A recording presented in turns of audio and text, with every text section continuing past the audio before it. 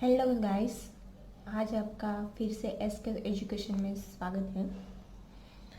हमने already biotechnology application use in agriculture के 2 part आगे पहले डिस्कस कर लिए हैं। उसका एक पार्ट अभी रह गया, पेस्ट रेजिस्टेंट प्लांट। तो आज वो हम डिस्कस करने वाले हैं और आगे के 2 पार्ट आपको देखने हो तो मैं उसके डिस्क्रिप्शन के लिंक डाल दूँगी ये वीडियो के नीचे। ओके गाइस, तो आप देख सकते हो। तो आज हम डिस्कस करेंगे पेस्ट रेजिस्टेंट प्लांट। तो यहाँ पे पेस्ट है नेमाटोड्स। नेमाटोड्स क्या है? पैरासाइट्स है। ये एक राउंड स्वर्म है। ये पैरासाइट ऐसा है कि ये प्लांट एनिमल सबको ही इन्फेक्ट करता है। जिसको भी इन्फेक्ट करता है उसकी मेटाबॉलिज्म में चेंजेस आ जाते हैं और प्लांट मोस्टली किल हो जाते हैं। उसका एक एग्जांपल दिया है यहाँ पे, मेलोडिग्याइना इंकोनेशिया। ये जो पैरासाइट है, ये जो पेस्ट है, ये टोबैको के प्लांट में अटैक करता है। ये प्लांट अटैक करेगा टोबैको के प्लांट में, तो उसके जो रूट होंगे उसमें, उसके रूट में अटैक करेगा, तो उसका जो यील्ड है टोबैको के प्लांट का वो रुक जाएगा और उसके यील्ड में रिड्यूस करेगा टोबैको के प्लांट में। तो इसका कोई सॉल्यूशन लाने के लिए genetically modified RNA interference technique का यूज़ किया जाता है। तो एक आरएनए इंटरफेरेंस है आरएनएआई, वो नेचुरली तो ऑल यूकैरियोटिक ऑर्गेनिज्म में प्रेजेंट होता है और वो एक सेल्युलर डिफेंस मैकेनिज्म की तरह काम करता है।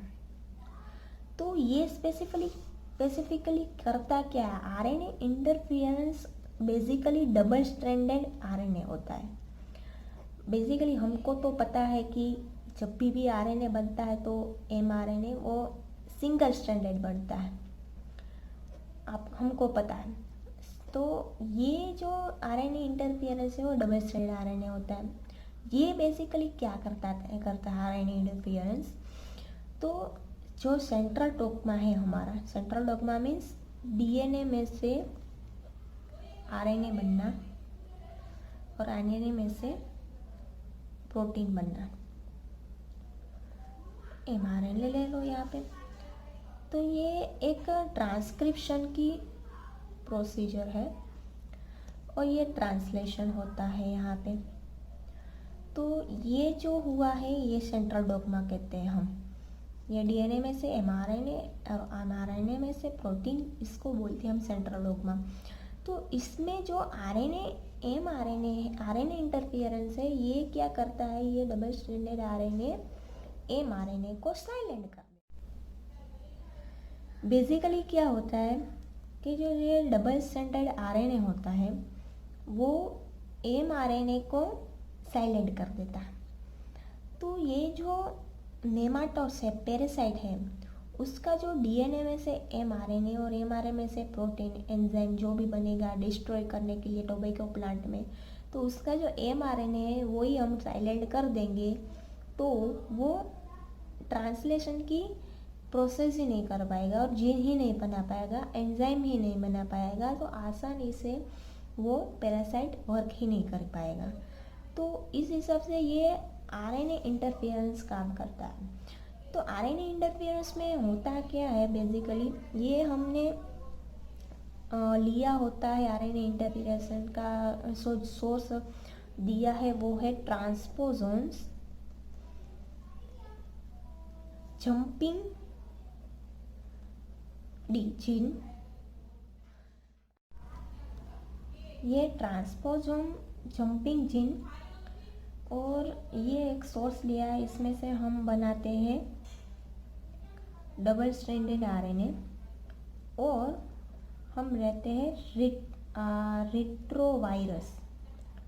तो ये रेट्रोवायरस में से हम सीडीएनए बनाते हैं।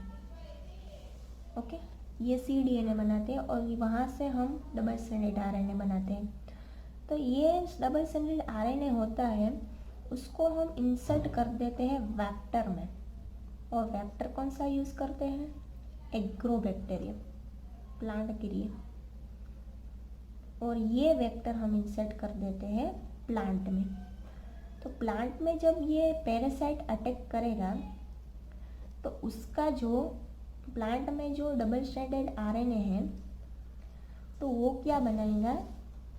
ये डबल स्ट्रैंडेड आरएनए है तो उसमें वो डाइसर से शॉर्ट आरएनए बना देगा,